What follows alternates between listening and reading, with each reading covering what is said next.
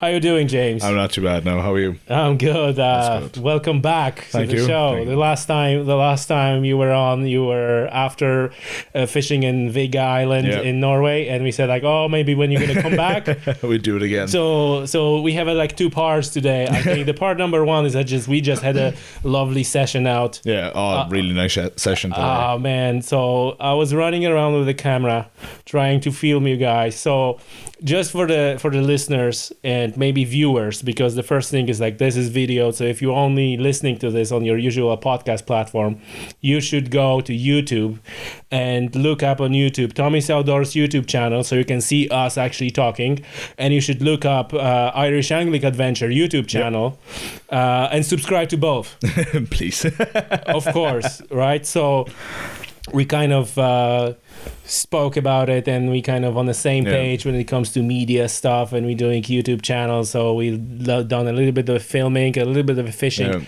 Good session today. Oh, it wasn't too bad. It was good compared to, or considering what the weather was like. We really got lucky with the mark that it blocked so much wind for us. And then the sun came out and made it so much nicer. So I was wondering whether it's going to be raining, and like we felt the rain for a short moment. At the very start it kind of started drizzling, and then it just all went away, which was thankfully. So it was like a hardcore shore fishing. I wouldn't call it hardcore. Well, hardcore because you guys had so with us was your buddy Ian. Yep. I suppose he's the second man behind the Irish Angling Adventure. Regrettably, he couldn't join us for the podcast, but nevertheless, he was doing pretty good fishing today. Yeah, he's always typical Ian. That's the problem. He always outfishes everyone. Really? Yeah, it's so annoying. Every day you go with him, he'll always pull out more. Always, no matter what. If you're using same rig, same gear, you always pull out more. Well, I mean, we all know people like that. Yeah, he just smells a bit more, I think. Sorry, Ian. Oh man, the reason I'm saying hardcore because like a big beach casting rods, large, you can like a serious cast into the surf, so like it doesn't get any more hardcore. Well, it's not even hardcore. I'd call it more traditional. Maybe traditional. Like, that's what I mean. I suppose that's what I mean. Like a traditional type of. So was it a painted rays? Mainly painted rays or small eye, depending on what you call them. But painted and small eye is what we were getting today. Is painted and small eye the same species? Same species, just depending on where you are. People call them different things. Oh, really? Yeah. I thought it's I learned something. I thought these are like a separate species. No, same ones. Okay. It gets very confusing when you have a few people like, oh yeah, I got small range. Like, what the fuck is that again? Okay. And they were on the squid and we had them squid and sand eel, and then squid sand eel cocktails. Yeah. So for you guys, it doesn't get any better than this. Like we literally spent the day fishing and filming, and now we came back here and we had a coffee and we're recording this podcast for you guys, so you can learn about fishing and hopefully learn something anyway. That's the main thing. What else can we say about today's session? We have a good weather. Tommy was running around with the camera, so you guys better subscribe to the channel and check, because that video hopefully is coming. Hopefully. Because this is the thing, right? We were talking about that. You're running around, you're filming all that stuff, and you have no idea. You have no idea what comes out until you actually sit down and look at it and do it. The other thing is that we are just the beginners. So maybe after 6 years or 5 years of doing that, you have a. But for now, it's like, so it's anybody's guess. I have a footage of Ian and James pulling a fish and releasing a fish, and some nice shots of surf. I think that the video is the biggest thing. Yeah. Because like you said, one was windy. Yeah. It's so and even tough. Though we had a dead cat on the mic, it probably you get squalls from everywhere, and it just echoes because of the mark we were at. You have the cliff; it makes a bit of an issue, and then you have the surf rolling in, and the rumble in the background always distorts. That was a good point. You said it. That was a good point. That the surf in the background, it kind of gets amplified, and it's much louder on the recording. Yeah, it's something like. There's a few videos I've made, and you can't make out a word I'm saying because all you can hear in the background is. And looking back, and I'm like, it wasn't windy. There was a 6 foot surf. Yes, it's just one of these small things. But as you said, we're just beginners, starting to figure it out. So it's something just to But I think, there's another thing that we are doing this thing outdoors. Yeah. Right, so you can set up the studio and you can set up the lighting and you can make you soundproof your room and all that. It's never going to be perfect outside. Yeah, ever. and you're going outside and you have all these things going on, so you never know. So that's an additional level of difficulty. But I suppose you can always put the music and some music video. That's actually something I'm trying to avoid. If anyone has seen any of my videos, there's no music on any of it. Not only for copyright, but I like to try, because the video is outdoors, I try to incorporate some of the sounds of outdoors. So some of my B-roll and stuff will just be like the water flowing or the birds in the background, but I use the audio I recorded on the day. Yeah. So just to keep the music out of it, really. Yeah. You want to be outdoors, so you want to hear what's outdoors. That's kind of what I stick with the videos mainly. Like. Very good. Irish Angling Adventures YouTube channel. Subscribe, people. That's awesome videos. I actually like a few videos. They're very good, especially the one now on catching mullet on the Ian's video. Yeah. If we only we're trying to look at a mic for Ian at the moment because he's video recording on a GoPro. So the mic setup for that is slightly more difficult, obviously. Yeah. But it's a little bit quiet, but you get the gist of what's going on, and he's doing well with trying to record stuff, so it's good. Yeah. But it's nice as well that you can see a first person view of what's actually going on. Yeah. Which is good, whereas the kind of videos I've been doing is kind of more, I don't know what you'd call it, kind of TV-ish, I suppose. It's kind of like talking to the camera, doing a bit of fishing, talking to the camera, doing a bit of fishing. But the fish for the mullet one is good, especially when you see the strike and everything. It kind of, yeah. No, it's very good. And I think it's also very informative because he's kind of, walking through the whole process, how you set up the rig and how you're fishing and all that. And there's a little bit of a suspense because he's fishing one mark and there's no fish. And then he goes to another mark and there's fish. Like, oh, good. So it's great. So we ended up Ian caught I think three ray. One was a very big one. He had 2 decent enough ones. They've kind of been about 7-8 pound, and then he'd one small one at the start, but the last one was definitely the biggest of them all, which was nice to see. And you caught one painted ray. I had one painted and one small flounder. Well, we said if anyone sees the video, we were giving out who was going to get a ray and who was going to get a flatfish. Anyway, well, I blanked, but then the amount of time my hook was in the water minuscule. Yeah. So I'm gonna stick to the version. That's the reason why I didn't caught a fish. That's all. But hopefully that video will come together and then we're gonna have something nice on it. Yeah. So we'll see. Okay, so that was today's session. Now let's talk about how long ago you've been on Vega Island. When did we come back? I think we were back the 1st or 2nd of September, so we're month and a half back. At least nothing went wrong this time. Stuff went wrong at the start again. If anyone remembers from the last time, we had hassle getting and coming back from Vega. This time we had hassle going over again. And I don't know how this keeps happening, but we got on the flight late. They gave us the wrong boarding gates, and everyone on the flight was standing at a gate, and the staff came up to us and said, "Oh, sorry, our computer system was down. It's actually down here." And then we got on the plane, and everyone got on, all the bags were put up, and the pilot came over to Tannoy and said, because the computer system was down, we've loaded the plane wrong. So can the first 7 rows of people please move to the back of the plane? Jeez. So if one of the people that came with us is a nervous flyer, and when you hear that the plane is basically nose heavy, Steph kind of got a bit anxious, but they moved the first 7 rows back, and then they said, actually, can 3 of them rows go back to the front? And they moved 3 up, and then they went, actually, can 1 leave? We've done our calculations. We'll come back on over to Tannoy in a bit and let us know if we're flying out. So at this point, we were half an hour late, and we only had 40 minutes to get our next flight. Oh, God. And that wasn't the same airline. Same airline. That's good. But then they're going to refund your ticket or do whatever. I'm still waiting to hear back. We missed the next. So we basically. So you ended up missing that one. Okay, sorry, I jumped forward. We missed a full day on Vega. Wow. But we basically flew out of Dublin half an hour late.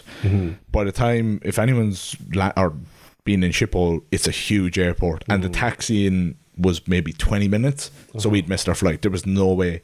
As soon as we landed in Schiphol, everyone got a text saying, your new flight is X whatever, I can't remember. And this is why when you have a one airline, that's a good thing. Yeah, because if you have another airline, there's just nothing you can do. Absolutely nothing. The plane leaves and you just like, well. The worst thing was myself and Ian were going to be put on a flight that night.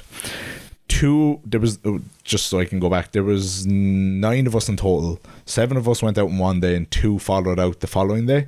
But when we landed in Schiphol, myself and Ian were put on a flight that night to Bodo.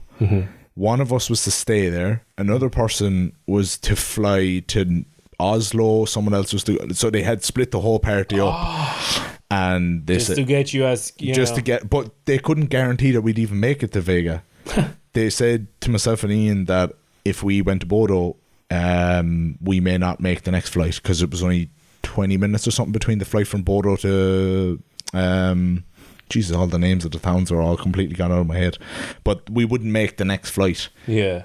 Maybe, they said. So they were like, you have the choice of staying here overnight or getting the next flight. But we ended up going to the customer service desk and we got it all sorted that we all ended up spending the night in Amsterdam and then they flew us out the next day. But we're still going through not insurance, but the airlines systems to try get some money back, because we lost a full day on accommodation, we lost a full day on our car rental. There was nothing we could do. We paid for it all. So it wasn't nice. Okay. What was the airline? KLM. I think they don't have a bad reputation. KLM is I don't know. I've had 4 flights. No, in total we've had 8 flights with them, and 6 of them have gone wrong. Okay. Right. I have no further questions. There just always seems to be something wrong every time. Is that the only way to get to Vega? No, you can take other ways, but it's the cheapest and the least amount of time. So we could take SAS Airlines, but it would take a full day of travel or 24 hours of travel. Yeah. Whereas with KLM, it was only 10 hours, I think it was. So we'd be there the same day we left. That was the main thing we wanted to do. Try get there the same day, so we weren't getting another hotel somewhere else. But that's a good thing. The time between flights is so small. That's the biggest problem. Exactly. But it's the chance you take. Unfortunately, it is the chance. Okay. So anyway, you arrive at Vega a day later. But hopefully with all your gear this time. Everything arrived, thankfully. Yeah, I remember from the last podcast that you were saying that we were 3 days waiting for everything, and I never got a bag back at all. But this time, everything, we were watching every flight that landed. We were like, oh, there's the rod tubes. Oh, yes. No one cared about their clothes. Just once the rod tubes came off the plane, of course, you didn't go there just to dress nice. Yeah, exactly. Fishing, right? So okay. But as soon as the rod tubes were off every flight, we're like, okay, we're safe. We don't care what happens now. We're here. But when we arrived on I can't even think of the name of the town that we go to, because Vega's an island off the coast of this town. I'll remember as soon as this podcast is done now. But we arrived there and it was rainy, it was miserable, and we were like, oh geez, we're not going to get fishing at all. But thankfully it cleared up for a few days and we got serious fishing into it. Right. But there was 3 of us in the first group that went over that had been there last year, and then there was 4 other lads who had never been there before. So how many of you went? There was 9 of us in total. Oh wow! Yeah, there was a lot more of us. Yeah, we were like a scout group last time for everyone. Like, oh yeah, it was great. Okay, we'll all go this year. Okay. But 9 of us, but 7 of us went out for 10 days, and 2 lads came out for 7 days. Okay. So they came, I think it was a day later, and they left 2 days early. Okay. They came out 2 days later, something like that. Okay. But most of the lads one of the lads had never been abroad, and no one else had actually fished abroad. So it was a complete new experience to them to how to pack all the rods. But they got on really well. Yeah. So they got everyone that was there got a personal best. So that's the main thing. that's what you did. And you were mainly you were shore fishing only. We had one day on the boats. Now Alan is big into his boat angling, so he took the boat out 3 days, I think. But most of us are all shore anglers, so we spent most of the time shore. And what did he got on the boat? Just to get a boat part out of the way? He just likes going out on the boat. Or why do we go out on the boat? No. I'm just saying, what did he caught on the boat? When he was on the boat? Exactly what we caught him for shore.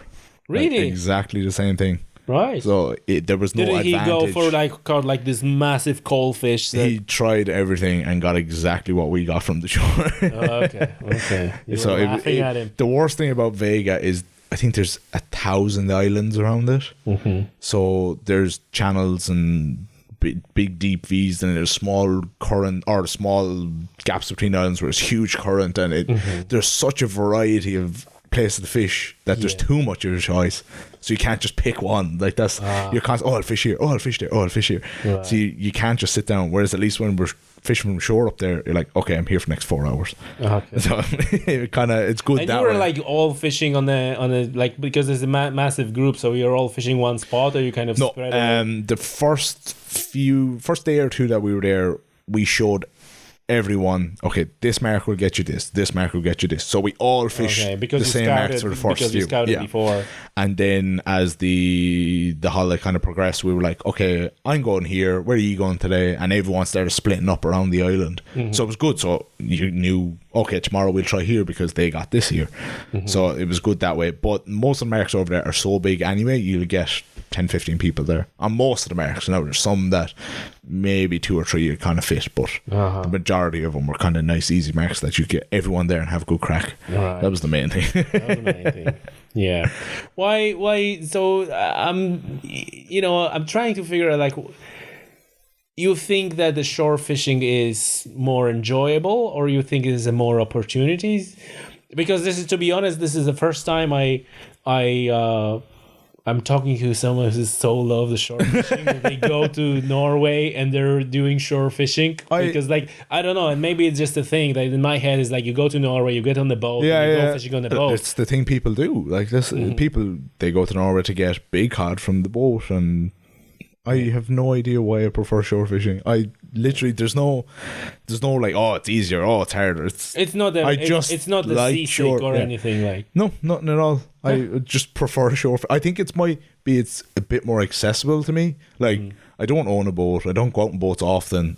So if I can just use my skills that I've gained, I can use them everywhere. That's a big argument, right? And we discussed that on the podcast obviously many times when we talk about fishing. When you're on a charter boat, right, you're not driving the boat. You don't know the marks. You're just putting a line in the water. Do you really catching that fish? Right? It's the skipper who's catching the fish. You're just a real man. Well, that's what you're doing when you go on a charter. You're going out to get a specific fish, or you're known, if you go out, you're going to get lots of fish. Whereas if you have your own boat, it's kind of like shore fishing, that you have to figure out where you're going and all that. But I think it's a huge argument. I think it's a huge argument because you can actually feel like you figure out the mark and you go there and you, like you said, you use your skill to get the fish rather than like being driven to the mark and like, hey, having a cup of tea.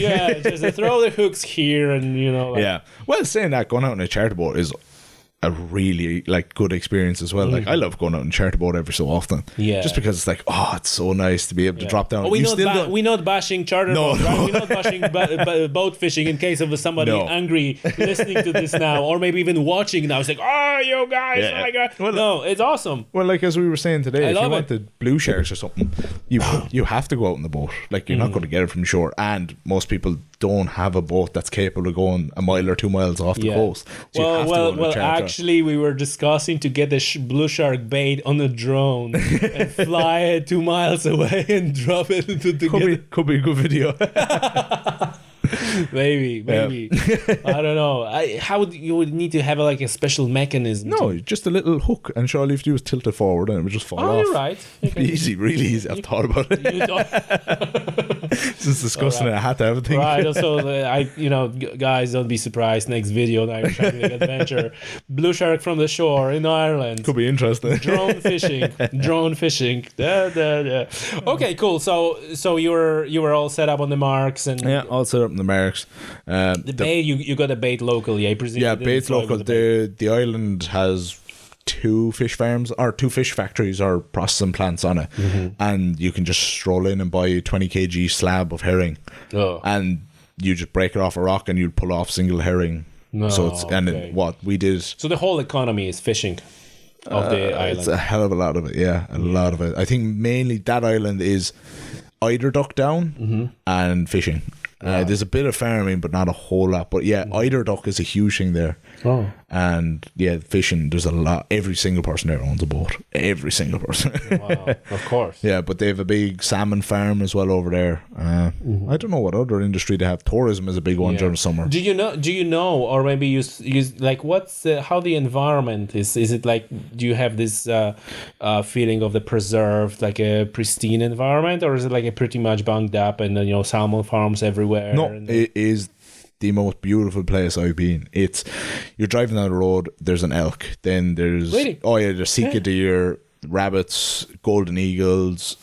It's just I don't know how to explain it. It's just such a nice place. It's like a mixture of like there's not really a city there, that's the thing. It's more of a small town, and huge big single mountain, and then there's these lovely green fields and forestry, and then there's deer everywhere, and it's just such a nice place. It really is such a nice place. Oh man, I want to book my KLM ticket. I want to book my KLM ticket right now. KLM. Yeah. Better off walking.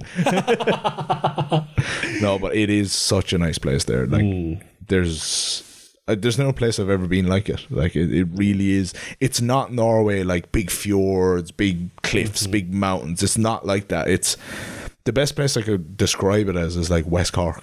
Right. Like it's mountainous, but it's not crazy mountainous. But it's lovely green fields, and there's just wildlife everywhere. Wow. And then like, I know you brought up the salmon farms, but there's fish life everywhere. Like every mark we fished, I think in the video I have like videos of just mackerel shoals moving along, and while we're watching them, you have mackerel shoals feeding, and then you have coalfish hitting them, and then cod hitting the coal. It's just alive over there with fish. Like it's crazy. Wow. And that's next to the farms. Like it's crazy over there. It's so nice. And what was the temperature? It ranged from 30 Celsius to 12 during the day. It was wild. Like we had some days where it was Baltic, you're freezing, shivering, trying to stay out of the rain, and then the next day it was like no wind, 30 degrees. You didn't know what the hell was going on. Wow. But it's so nice. But during the winter then they don't get ridiculous cold on that island because it's not the Gulf Stream hits it.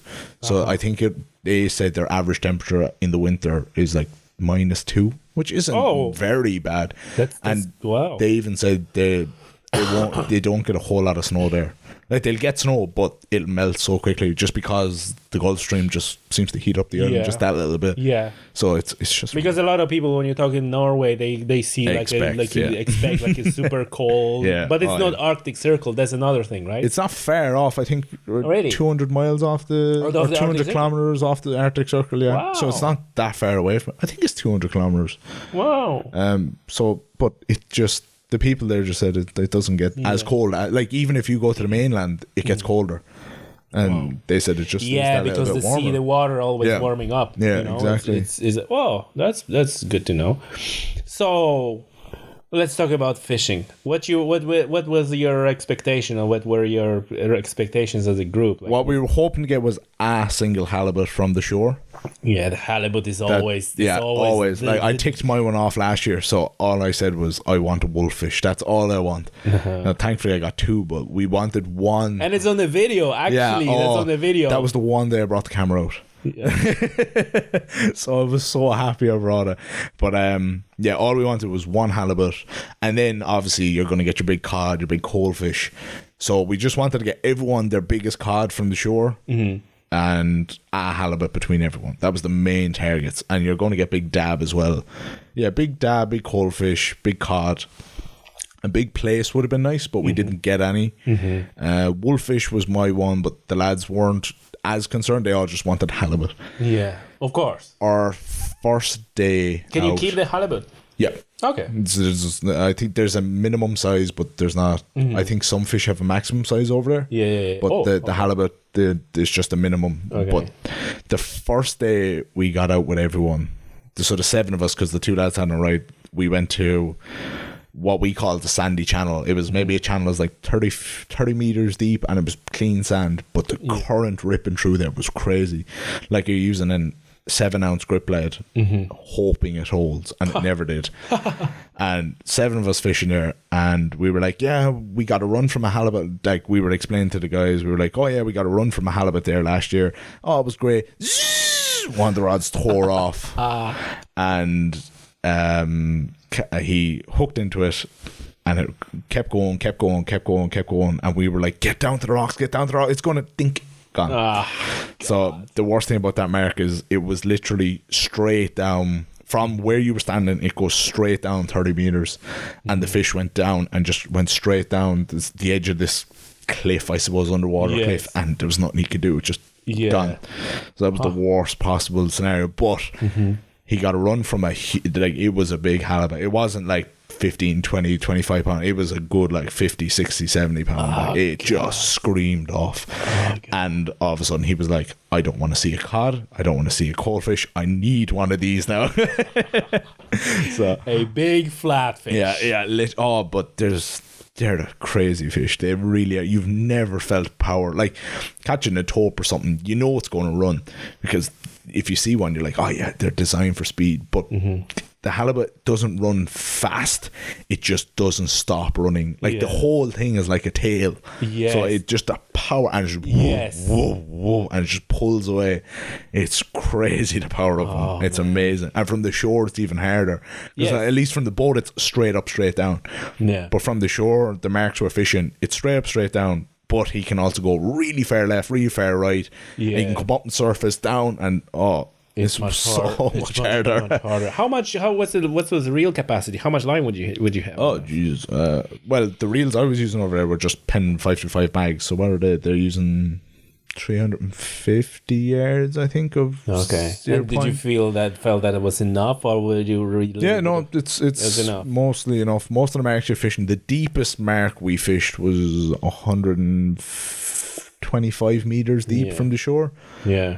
Now, but I mean, like taking into account the run, like from the halibut, they don't seem to go on huge distance runs. They go on a run for maybe 40, 50 yards, and then they sit down. And then they'll go for another little bit and sit down. But that little sit down, you'll get them moving a small bit, and then they'll go again.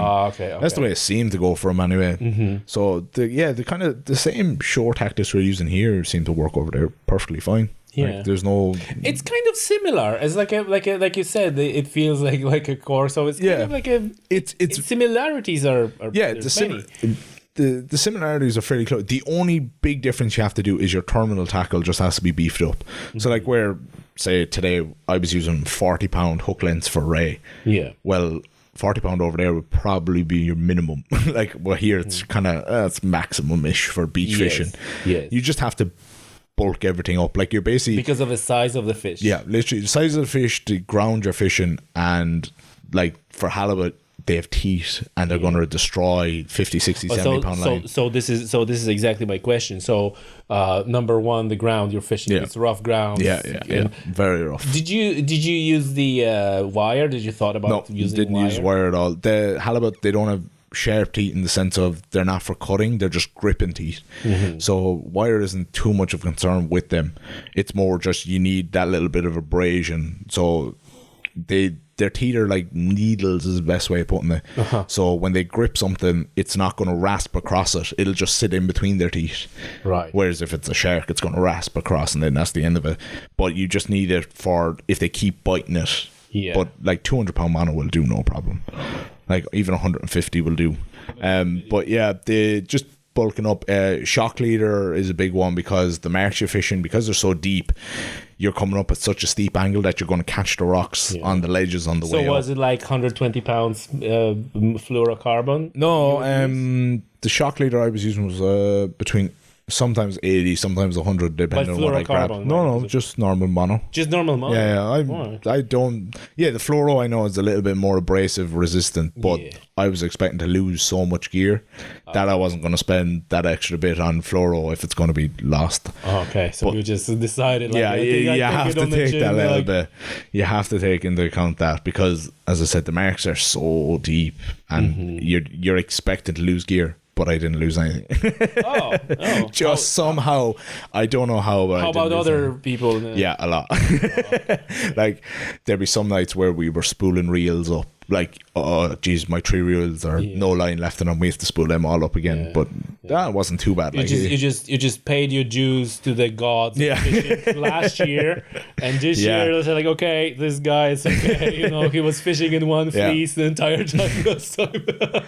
One fleece and someone else's gear.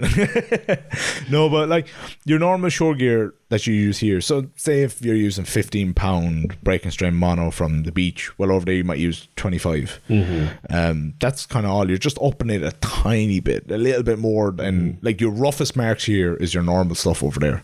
Okay, that's kind of the best way of thinking about it. But everything is bigger, so no one is using size 4 over there unless it's for small things. Like you're using 6 8 10 like that's what you're using over there. But again, the stamp of fish is bigger, so you have to scale all your terminal tackle. And you were like on the video that I saw, you were fishing from the rock mark. Yeah, that's so you were. How did you get the fish? Were you lifting on the line, or do you have a drop net? Or no, thankfully that mark you can actually just down to the left of where we're fishing. There's a lovely little V notch in the rock, and you just slide the fish up into it, and then to the left of that a bit fishing. More. Literally, it is made for fishing, that mark, but it's a mark where even last year there's a farm just behind that mark that you have to walk through, and we were skirting the edges of it just on, obviously we didn't want to annoy the farmer, and he came out to us, he was like, no, straight through, come straight past the house, it's fine. He was so amazed with people shore fishing that he was like, oh yeah, come on, I'd love to see what you're doing. Really? Yeah. Like, was it like a novelty for him? Yeah, completely. They don't shore fish in Norway. Like, it's not done because everyone has a boat. Like, especially on this island, everyone has a boat. So why would I spend an hour walking with gear that I can't even get? Like, they don't have the rods and reels that we have here in all the tackle shops over it because there's just no need. They all have the boats and stuff. So, but no, it's made for shore fishing. It's just not explored enough, I think. Like, especially that place Vega, I know a few English people go over there doing a lot of shore fishing, but it's still the same kind of marks that we're fishing. Like, we got Ian Peacock last year, was the fella who helped us out, and he gave us a few marks, but it's still so unexplored. There's so many opportunities over there for shore fishing, and just no one's really doing it. Like, you've got Scare Sundet in slightly further south in Norway. Phil Dale, I think his name is. He does a lot of shore fishing, a lot. Like, his whole business over there is designed around shore fishing. But he's an English guy that went over there. Okay. So the Norwegians just aren't. They just don't do shore fishing. It's a complete alien thing to them altogether. Wow. So it's kind of cool because, like, even last year when I got the halibut, when we were talking to that farmer, we were like, oh, we got a halibut, and he was like, what, from the shore? And we're like, yeah. He's like, what size is it? And we were like, oh, about 20 kg. He was like, what, from the shore? Like, he was amazed. But he had got like 60 70 kgs one from the boat, but that was nothing new to him. It was the fact it was from the shore was amazing. Like, wow. You would have thought that, as a kids even they do a little bit, but it's like little, like, kind of spinning gear, and they just cast out and get a few small things, but they wouldn't actively try get halibut or wolffish or big coal fish from the shore. It's just small things. That's all they want from. Wow. Yes, it's completely alien to them. It's very interesting. Okay, so you're set up everything, and like what was the results like? It was really good. Are we done with the gear and all that? Oh yeah, I hope so. Yeah, it's basically just wondering whether we missed something or something the gear is literally the gear that you use here. Just beef it up a small bit more. That's literally like you're using your normal gear. Just up the line, or not the line capacity, but the brake constraint in the line. Your reels are kind of just a kind of a good heavy duty reel. So like your Pen Mags, your Fathoms, just good heavy duty gear. Yeah, rods all the same. Kind of, I was using anything that would cast up to an 8-ounce lead. It's more than enough that you need over there. Yeah. Both tactics, we didn't actually touch on that. Both tactics, you're using exactly the same gear you're using here. Exactly the same. Obviously, end tackle is a little bit different because you might have a halibut, and the depth. That's kind of a thing you have to take into consideration. Like some spots over there can be like 600-700 meters deep. Yeah, whoa. So you have to kind of take that into consideration. But I think that the boat fishing off the shore of Ireland, it's tough. It's North Atlantic. Yeah. So, I had this discussion with a buddy of mine who were fishing in the Indian Ocean. Yeah. Right? And we were talking about the gear we're using, and I was talking to him what reels I'm using on the boat fishing. I say, oh, what? That big? I don't even, I never would use it on the Indian Ocean, right? And he was thinking like the Indian Ocean is something like, I was like, well, dude, you cannot compare Indian Ocean to North Atlantic. It's slightly different. It's like even the tide. Yeah, it's completely different. Right, like North Atlantic you get the biggest tide in the world. And jeez, I didn't know that. Yeah. So the biggest tide is on the Canadian side. On the Skookumchuck or something, I think it's maybe called, on the west side of Atlantic, but second is the east side of Atlantic, so it's Ireland and Great Britain. I didn't know that now at all. Yeah. So even the tidal. You have to kind of know when drifting and stuff with the boat and all that. Yeah.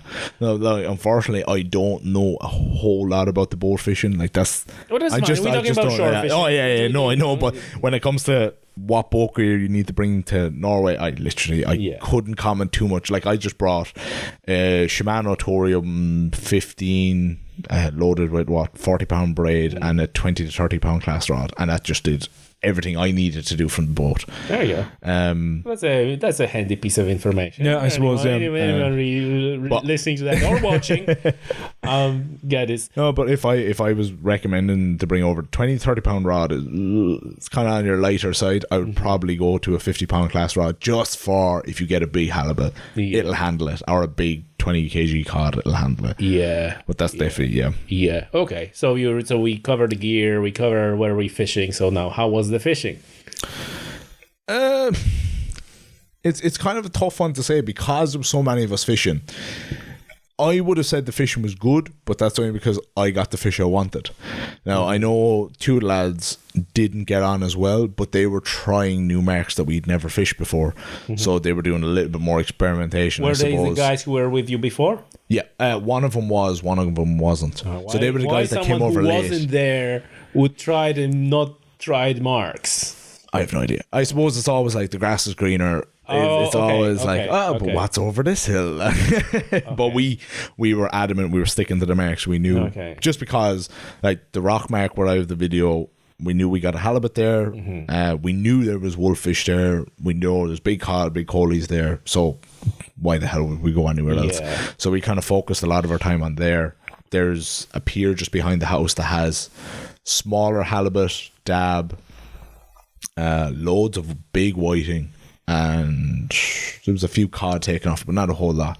So we kind of stuck to the main spots we knew, but the weather was against us most of the time. It was, I don't know how, but we managed to get there when there was like a storm as we got there, and then there was a few days of okayish weather, but it was all okay, we have to fish the east side because the wind's coming this way now, so it was a lot of that. So we couldn't fish the marks that we wanted to fish all the time, just because it was so weather dependent. But the days we got out, the fishing was great. Like the days that we got to the marks that we wanted to fish were amazing. Like I couldn't complain about it. So nobody blanked?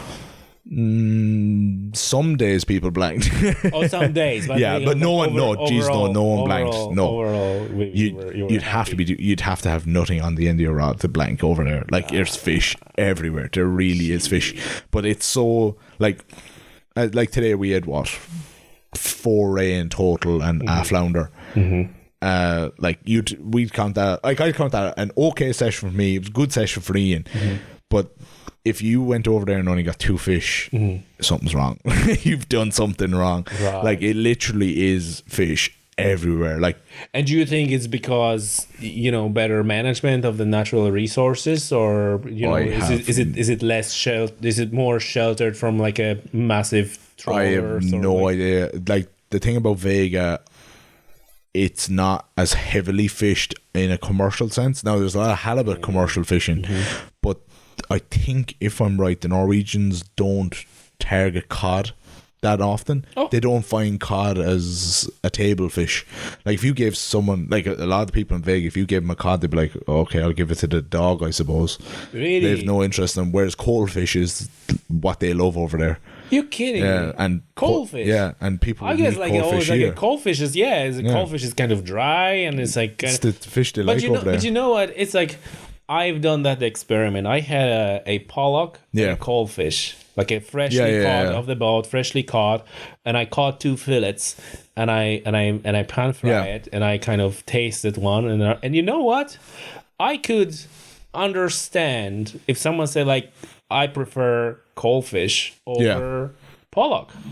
Which, I remember, like, the year ago or 2 years ago, I was eating like a coalfish. Like, it's dry, it's this and that and so on. But when you actually have like a fresh fish, well, fresh fish is just nice. Yeah, it's the only fish I eat. I can understand an argument for someone saying I prefer coalfish over pollock or cod. Yeah, because it wasn't bad. It had like a more textured flesh, I guess. No. Well, I suppose, just going from a fishing side, coalfish fight so much harder than pollock, so maybe there's just that bit more muscle, so it is a little bit tougher or texture, I suppose. But over there, like, just Vega, because I haven't fished anywhere else in Norway, but Vega, there's so many islands and pinnacles, underwater structures that there's no way you could trawl it. Like, there's just no way. Good. It's a good thing. But then there's long lines everywhere for halibut. So that's one. So halibut downside. Fishing, that's halibut is a huge thing over there. Yeah. They if you catch a halibut, do you have a place there so you can smoke it? I don't know. I think the accommodation we have, you could rent a smoker. Oh, okay. Like, you have all the fill-in rooms and everything, but I think you could rent a smoker. But most of the people, like, the camp that we stayed in doesn't have a lot of Irish or English people in it. It's a lot of Germans, Austrians, and Polish, I think, is a lot of... I think they're the main people that go there. But what they'll do is most of them drive over with like a transit van full of freezers. Yeah. And they'll freeze everything down and then just bring it all home. So they won't like smoke it or anything. It'll all be vacuum bags and frozen down and just perfectly packed. And that's their food for the year, though. But man, I would smoke. I would prefer. I don't know if I prefer, but I probably would at least take as many smoked fish than frozen. Right. I mean, like, that was just like, if you can, if you can, why not? Yeah. Now, the smoker, if I'm right, I think I saw it down the back of the I freezer bet you room. did. But it wasn't big. It was maybe half a foot wide, half a foot deep by 2 foot high. So it probably would have done for a dinner. Like, as in, you'd be all day stoking it and putting stuff in, trying to get, because the amount of fish that people bring back is crazy. Like, chest freezers full of fish. Wow. But no, we had. And is there any limit or any license or anything? There is something. I couldn't get into it properly, because that's always, like, it doesn't sound good. Like, there's plenty of fish, but there's also plenty of people who are taking like a freezers full of fish. I think there is something to do with each town has a quota of fish they're allowed to get, and the camps report back, I think. Okay. But we didn't keep a whole lot of fish because there was no need. Like, we'd take enough to feed ourselves that night, but there's no way we're going to bring it in a plane that may or may not actually arrive. But because it's KLM. You never know with KLM. No, but there was Germans there that caught a 40 kg halibut. Whoa. And they were like, yeah, just have a slab off it. They gave us a big chunk. It was 2 kg of a chunk. Wow. And they fed 10 of us that night and more. And it must be the nicest fish I've ever eaten. And I don't eat a whole lot of fish, but my God, fresh halibut is amazing. Like, I can see why it's so expensive in restaurants. It was amazing. That's an awesome thing that you're kind of having that, and I suppose it's always, you know, with hunting and fishing that you have access actually to food that's kind of like a premium delicacy, almost delicacy, super expensive, top, you know, chefs in the world, and you just catch it on yourself. I found this outside. It's amazing. So let's go back to fishing. So you got your wolffish. Yes, I did. I was happy. Why was it wolffish? Like, because you got a halibut, and that's the next kind of exotic. Last year was, I want a halibut. All I want is a halibut. I don't care what else happens. I just want a halibut, and I got one. And I was like, okay, wolffish is the next one. Because you're never going to catch a wolffish here, ever, unless you go a mile off the coast or something. Like, there is the odd one pulled up, but all I wanted was wolffish because they just look so cool. They look ugly, but they're so interesting. Yeah. And I tried so hard to get one last year after I got the halibut, and it didn't work. And this year it was like, no, I'm getting one this year. So are you targeting them in a specific way? Rough as possible. We knew from last year. Okay, so by selecting mark. Yeah. So we knew a lot of marks because there were sandy bottoms and we weren't going to get them. So we wanted as rough a ground as we can get, because wolffish live in, think of them like a conger eel. That's the best way to do it. They live in rough ground. Conger eel with a huge head. Yeah. It's the teeth in them is insane. But the mark that we were fishing for the wolffish, we knew people had got them there before.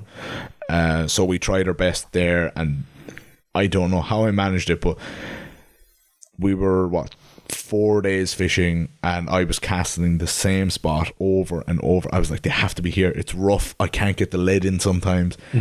And it cast out the first one I got. I cast it out, and the lead, just the current there, just swung the lead, and it got stuck. I was like, damn it. Do you know what? I'll just leave it. I don't care.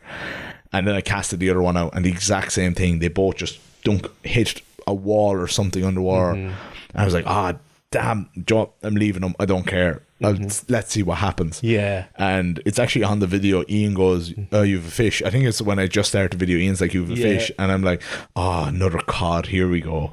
And I was reeling up and saying, something feels a bit different. And when I saw it on the water, I was like, oh my God.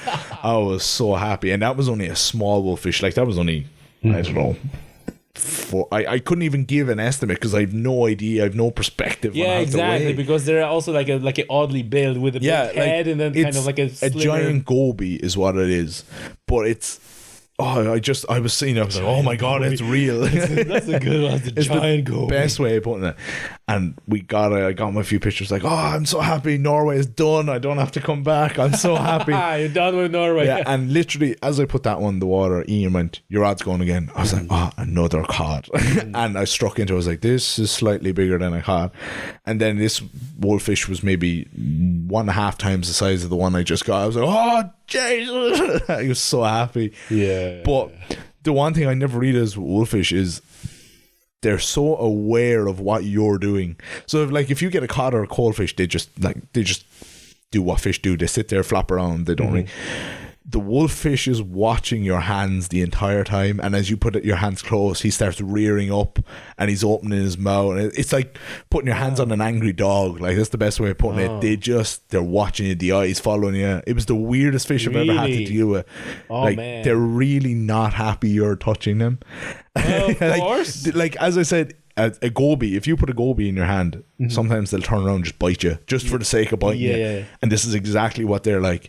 You're trying to pick it up and it's growling at you, and the teeth you don't want to get near, and it's ugly and it's big. Like those big, teeth, like, if the goby bites you, you're not gonna fucking bastard. But if that will bite you, you're losing a finger. Like, there's no, you're losing a finger. Yeah, like maybe it may not pull it off, but it's gonna just crush it. Like, they're designed for eating urchins and crabs, so they're just gonna crush everything. Wow. Like, one of the lads, after I got my one, the same day one of the lads got his on a boat. Like, they were out just maybe maybe 100, 200 meters out from us, and it locked on their aluminium boats, and it locked onto the aluminium and put a big dent in it. So like we were like, oh, thankfully we didn't get our hands on that. Jesus, man. But I was so happy when I saw that, those wolffish. So how are you handling that fish? If you... Very, very carefully, but you're basically just trying to get under its gills, but you can't put your hand in the gills either, because they've like, not teeth, but they've crushing pads in the gills. So you're just trying to get under the gill and the pec fins. There's a little bit of grip there, and then you're just trying to support the middle of the body, because the tail is, there's no, like, you're not going to support it from the tail, but just under the stomach you can just about hold them. But they're kind of solid, but then they go like slippery, and they're trying to bite you, and you're like, oh, like Jesus. Eel, like. Yeah, like an eel, but a little bit more substance to them. And they know what the hell you're doing, and they don't like it, and they're trying to bite you at every situation. Like, it is the hardest fish I've ever had to pick up in my life, and I just wanted that. And can one you use photo. like a grip, like a boga grip or something, just to grip it for the lower jaw? I don't know. I really don't know. I'd imagine it would just crush it. Like, it's just a scary fish, but it was so cool. It's called wolffish for a reason. Yeah, exactly. Right? But I just wanted to take it off the bucket list, and I was so happy I got it. Man, congratulations. That's awesome. I'm done with them now. I don't have to deal with them, because they are, like, I can't emphasize enough, they know what you're trying to do. Yeah. So when you put your hand down, he's and they're making noises, and you're oh god, here we go. I know that, you know, when you're fishing in tropics and you have like a Spanish mackerel or wahoo, some of the skippers will not bring that fish live fish into the boat. Yeah. They gaff it, they kill it on the side of the boat, and then they bring it back to the boat. Is that just for teeth, or? Yes. Yeah. Because they're so, you know, flapping, and they have big, massive teeth, and they can seriously do damage. Because if they tear your artery or whatever. And you're in the boat in the middle of nowhere, like in the Africa, right? Not the best place. Yeah, and you have like a 2-hour ride to the lodge. And that's not even hospital, it's just a lodge. And it's probably a 4-hour Jeep. And, So I remember I caught Spanish mackerel. I was so bummed, because I wanted, you know, like release a nice photo. And like, you're not getting a nice photo if that fish gets hit by a head. Blood everywhere. Yeah, there's blood everywhere. And, you know, you see that the fish is kind of massacred a little bit. But I said, like, we will not bring that fish alive. But you can understand from their point of view, obviously. So that's what I'm thinking about the wolffish. Yeah. This is kind of like a similar scenario, that you're better off kill it. Can you eat it? Oh, they're meant to be absolutely delicious. Right. Like, it's when people hear you release them, they're like, why? Like, why would you do that? Why would you handle that fish alive? That's probably the thing. Like, a lot of the videos probably you see, or not videos, pictures and stuff, they're probably dead, because like, we were lucky we got that small one first, because like, okay, we kind of figured it out how to hold and it didn't seem as daunting. And then when we got the big one, I was like, oh, thankfully we got it. So I kind of know where to hold, but he was just so much angrier. Would you say it's more difficult to handle than a stingray? Oh yeah, Jesus, yeah. I would take any stingray any day of the week over a wolffish again, because they are, like, the first one was easy. It wasn't so, I don't know if it wasn't stressed or whatever. It was just easy, but we could kind of figure out, okay, I can hold it here and here, avoid the face, because it doesn't like. And the second one was mean. Second one wasn't having any of it at all. And it was like, as I said, he was bigger. He was just scarier looking, but I was so happy. But like, a stingray is easy to deal with. Like, just put a towel over its barbs and it's fine. It's basically redundant then at that point. Like, even the stingray I had this year, like, was the biggest stingray I've ever had. But as soon as I had something over the tail, I was like, okay, I'm safe now.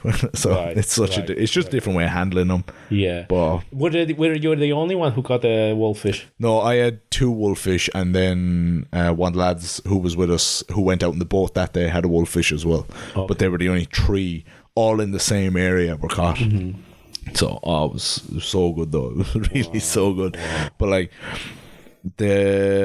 everyone else got PB cod, PB coalfish, and I got PB mackerel as well, which was the mackerel over there are donkeys. Like, they're huge. But the mackerel weren't feeding so much on like over here, they're feeding on sprat or sand eel. they weren't chasing spinners or feathers over there. They were going along the surface, like taking like algae or... Oh, really? Yeah, it was weird. It was really weird. So we were only getting them really on really small sabikis. Oh. But then you're using such a small sabiki and the line is so light, it's just going dink, dink. Because they're big, mean mackerel. Best fighting mackerel. Like, they're good, like... maybe 2 pound, like they're really big mackerel. Oh, it was amazing. It's so cool. And there was so many of them. Like the day we went out in the boat, you could hear like everywhere, like the whole place was just echoing with them on the surface, like for all the world, like trout taking flies off. It was so weird. But yeah, everyone could you catch them on the fly? You probably could. Bet you could. It was trying to get close to the shoal though. Like we tried drifting over on the boat at one point. As soon as you got like within 40 yards, it would just disappear. Wow. But yeah, the one thing I found weird is we came across one pod of like, I think they were dolphins. They might have been pilot whales, but I think they were dolphins. But only one pod, but the place was alive with fish. So maybe there's so much fish that they didn't have to come inshore or whatever. But yeah, probably. It was class. What was the biggest callfish you caught? Not you caught, but yeah, you like that a group. was seen. I think It was Ian again. Ian had the biggest coalfish, the biggest coalfish and the biggest pollock, and then he had the biggest shore caught halibut of that trip. But it was because he was the only shore caught halibut. Ian had an amazing trip. He had coalfish was probably just 8-9 pound. Pollock was probably 12 or 13. Whoa! But last year we didn't catch a pollock at all, and this year we all had pollock, so it was just really weird. And we went slightly later in the year as well, so it was weird that we were getting them this year. But everyone had... You didn't want to try them on the lures? It was all on lures. It was all on lures? All the pollock were on lures. So like, I love catching pollock on lures. It's great. But up there, because I don't know if it's just that bit colder, they fight so much harder. Yeah, like they'll do their big run, but like here I always find if you get pollock, he'll do a big run and then that's kind of like it done. Yeah, whereas over there they kind of did a few runs, but then they were done. But then a coalfish, like I think in the video, Ian hooks into the coalfish. He's like halibut because it did a massive run, and they just fight off it. Like coalfish are so much better than pollock. Like they just keep fighting. They are, yes. And the big ones we were getting there was just so good. And even the small ones over there, just because you're using them for bait as well, because they're everywhere. So obviously natural bait is going to be the best. So you're catching small coalfish that are great fun. For bigger coalfish that are even better fun. But yeah, a lot of lure fishing over there for the coalies, a lot of lures for pollock and the odd mackerel. But cod on lure is great as well, because you don't really have the opportunity to fish for cod here on lures. Yes. Whereas over there you're using like big 60-gram jig heads and just getting like 5, 6, 7 pound cod nearly every second, third. Just to get deep. Yeah, literally just to get down, because you're fishing like no mark over there was less than 30 meters deep. Yeah. Like no matter. And you were fishing all from the rocks? All rocks. We had one pier mark just behind the house, but that went straight down like 30 meters. But I mean, like, what about fishing like from the beach? Like, there's one beach. There's one beach on Vega. So no, it's a big beach. It's like maybe 3 kilometers long, but it's so shallow. There's no way you could fish it at like extreme low or extreme high. Yeah. But you'd probably just hold the rod and continue walking during the middle of the tide. Yeah, but I gotcha. There's no way you could fish. There's one big beach mark. Then there's another beach, small. It's maybe you'd probably fit 2 people on it. So we didn't. But gotcha. It's kind of hard to fish a beach when you've got 30 meters of water just outside the beach on the rocks. So it's so much nicer fishing, and you don't get that here either. You don't get that extra bit of depth, so it's nice to fish them deep water marks. Right. So it's amazing. Any other highlights in the group? Jeez, I'm trying to think. A few lads had their biggest cod.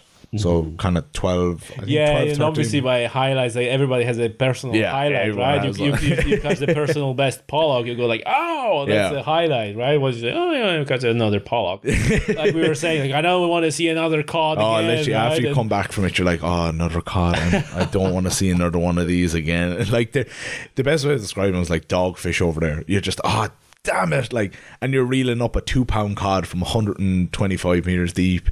You feel that every single winch, you're just like, oh God, I know what's on the end of this. And you just take it off, throw it back. You're like, oh, yeah. I suppose I'll cast out and try get something else. And then another 2-pound cod. Oh God, I just cast it out, and you're up again, and oh, you'd be destroyed after it.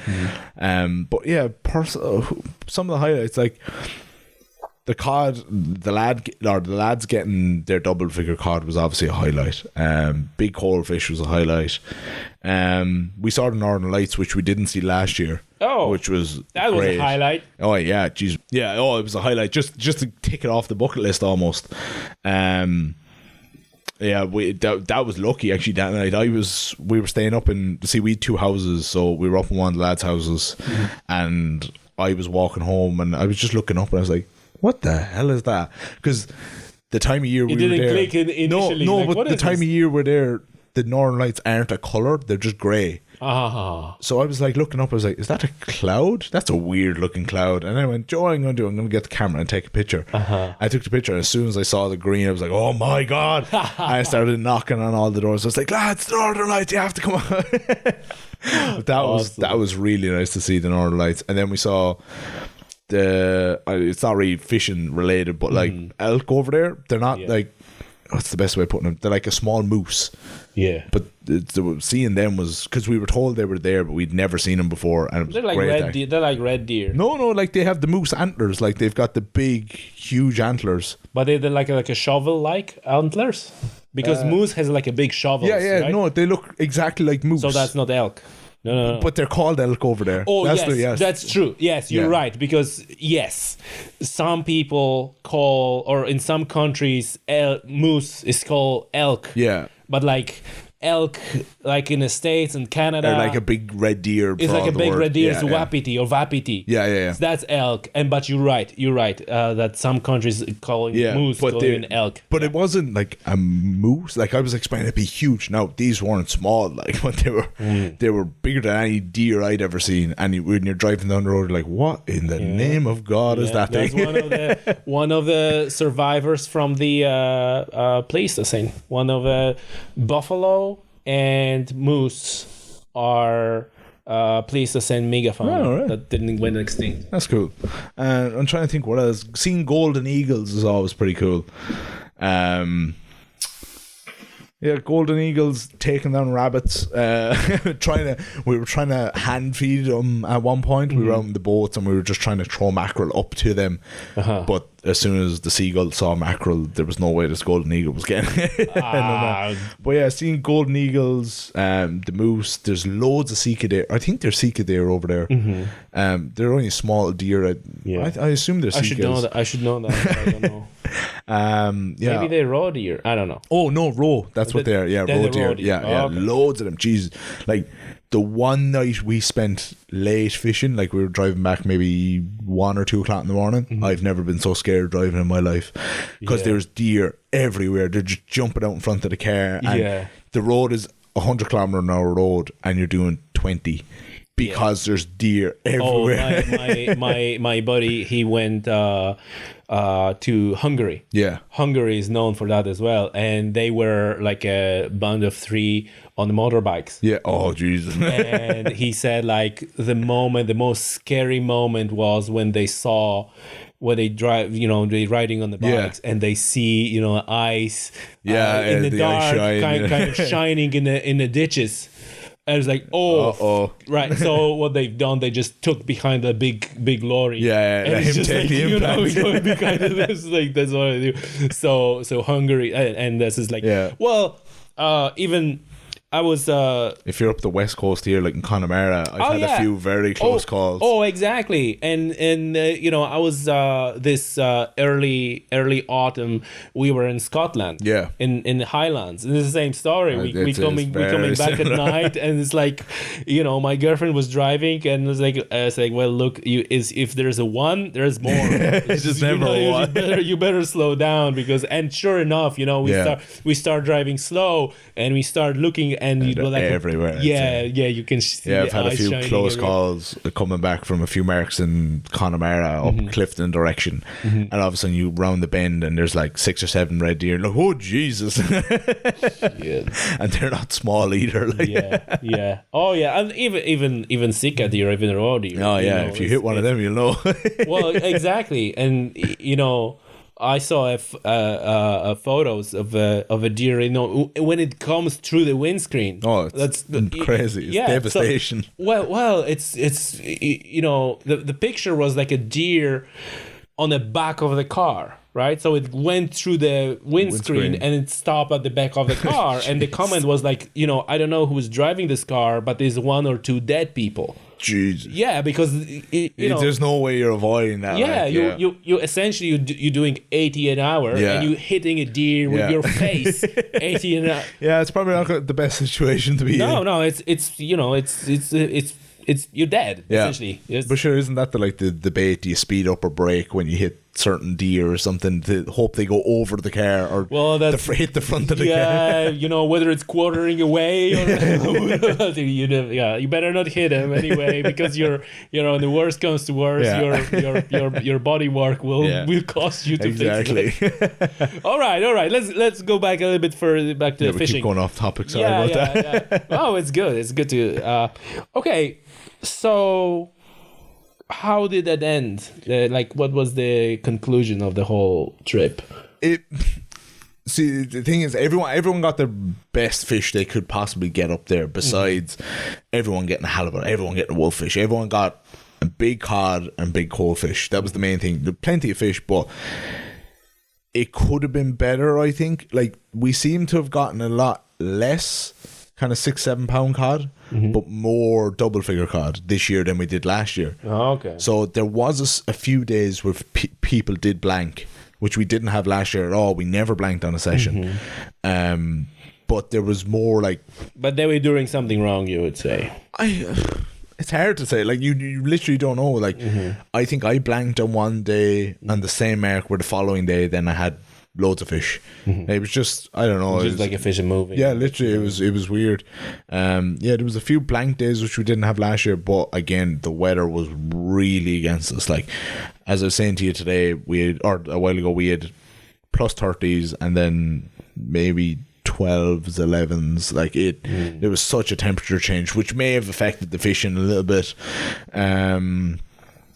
And then big winds, the 2 or 3 days where it was flat calm and 25-30 degrees was the best fishing we had, but it's because we could actually fish the marks we wanted to fish. And we were kind of stuck to a few marks for a lot of it, when the bad weather was in. But the boat fishing I found way worse this year than it was last year. I had a small redfish, which I didn't get last year, but I got no cod. I had a few small coalfish. We got 1 halibut in the boat, which is probably about 12-13 pound, which was nice. Alan got that. We were drifting over a little small patch, and me and Ian were actually in a different boat, and all we heard was halibut, and fucking full tilt over to see how big it was. But it was a lovely little kind of 12-13 pound halibut and fed us, and it was really nice. But we only had 1 halibut from the boat, 1 from the shore. Ian's from the shore. I'm delighted Ian got one because he was trying so hard to get one. He was trying everything, and he eventually got one, and he was delighted with it. And we landed it and screaming and shouting at each other. I got a little bit of it on video. I think I got the start of it on video, and that's it, because it was just oh my god, we actually got one. Very good. Yeah, and that's all Ian wanted over there. So the same day we got halibut and wolffish, big coalfish, big pollock, all from the one little rock we were on. Wow. So it was just, that day was amazing. That day made up, even if we caught nothing for the entire trip. You could go there just for that one day and it will be okay. Yeah, it was amazing. And the weather was amazing that day. It was just, that was the perfect day. And the rest of it was decent fishing, but nothing to really write home about. It was good, but it could have been better. Yeah. But for the lads that came along for the first time, it was the best fishing they'd ever seen. And that's the main thing. It's a big perspective thing. Like if we had any of the bad days we had there, besides the blanking days, if you had that here, it would have been the best days fishing. But because we knew the potential of the island and where the marks, your expectations were going high. Yeah, we were just like, damn, and like, what did you have today? I had 6-7 pound cod. That's crap. Like, whereas here it's like, that's amazing. Yeah. You would think I would post it all over Instagram. It's like, look at that cod. Exactly. Oh man. No, but it was really good. Again, the lads that came over for the first time this year are already planning another trip to go next year. Yeah. But they're going to go further north to Bodo. Their big targets next year, halibut. Like when they saw the halibut, when one of the lads got his halibut run at the start, he's hooked. Like that was it. Like, it's like every fish is dead to me. I just want a halibut now. But he got like the best you could ask for from the shore. He got a huge run, and it just kept going. Nothing he could do. But just unfortunately, the mark we were fishing, we knew it was possible, but it was a very slim chance. But he was like, next year I'm going to Bodo. That's where they get all the halibut. I have to get a halibut now. Sure. But a lot of lads are going to follow him up there as well. But they're hooked now. They have to. They're going to do a lot more. So the folks who weren't with you last year, they're gonna go next year. Yeah, they're gonna go next year again. So what's for you? What's for you and Ian? What's for Irish angling adventures abroad? It's tough now at the moment. See, I'm in the middle of a master's, which doesn't help. But we're thinking of doing a shore skate trip to Scotland next year. That's a big thing. And maybe I'm kind of toying with the idea of doing a Bristol Channel. Because they're just a nice weekend trip for all the world. Like it's nothing. I'm not packing for 2 weeks holidays to go to Norway. Like I could go over for 4 days. But I was thinking about Scotland. I definitely after a visit this year in Scotland. Yeah, I would like to come back. Do some salmon fishing. Yeah. Where we were talking with my colleague and. Field sport journalist and the guest on the podcast as well, Matt Cross. We were kind of talking about fishing for salmon. Yeah. So I might do this and obviously potentially stalking deer in Highlands. Yeah. That will be something. So that sounds good. We might think about it and kind of do like a outdoors trip and kind of taste all the types of outdoor sports. Oh yeah, but it's just the Scotland one is interesting because it's one of the main places you can target skate reliably from the shore. But it's such a minute chance of getting one. Now there's so many people try it and don't succeed, but just getting up there, I'd be like, okay, at least now I know. Ian will get one. Ian will definitely get one. That's the problem. I don't want to have to drive him over to Scotland he gets another one. No, but that's definitely on the cards. Maybe he will let you take a photo with him. I can land it for him. Yeah. No, but that one's definitely on the cards. We think would really, really interesting. What do you remember? What's the mark? What's the name of the town or village in Scotland? Oh jeez, I have no idea what the I could point out into a map, no problem. But the name of the area I don't know. Oh, that's fine.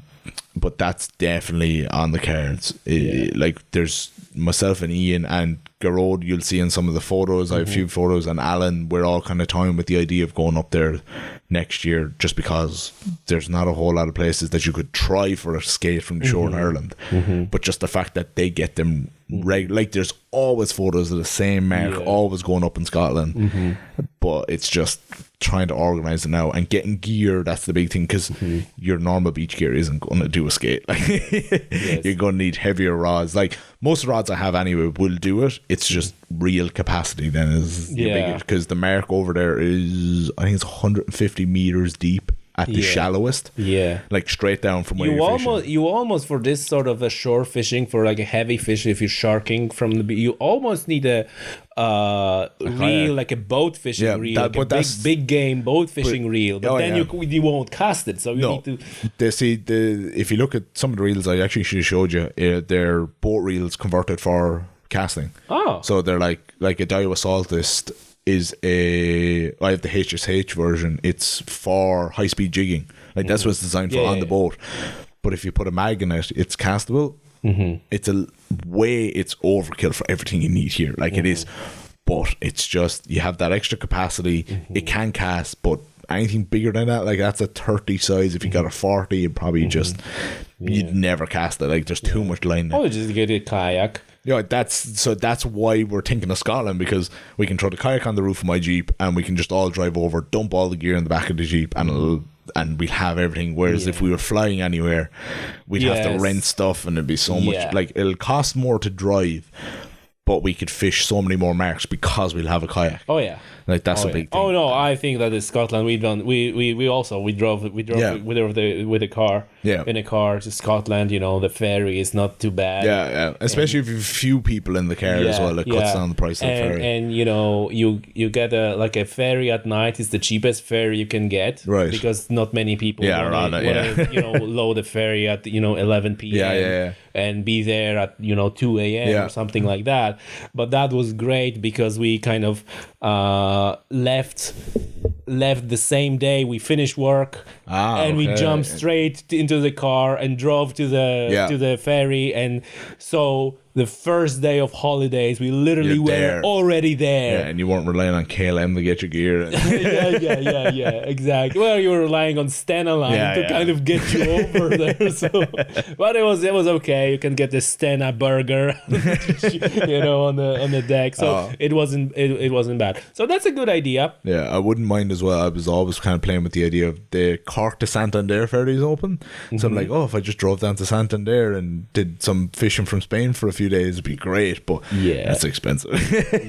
But even doing an Isle of Man trip for loads of taupe or something, or even the Channel Islands or something, would be just so cool, just to do different species.